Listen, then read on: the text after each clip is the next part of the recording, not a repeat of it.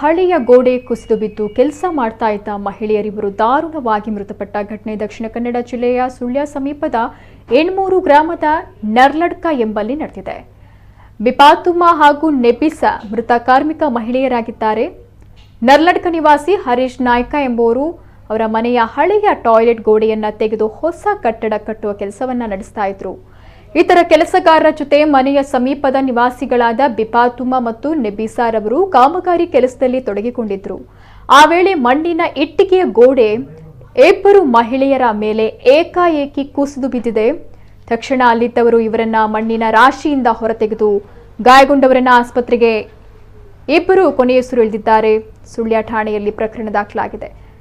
ಆಸ್ಪತ್ರೆಗೆ ರವಾನಿಸುವಷ್ಟರಲ್ಲಿ ಇಬ್ಬರು ಕೂಡ ಕೊನೆಯುಸಿರು ಎಳೆದಿದ್ದಾರೆ.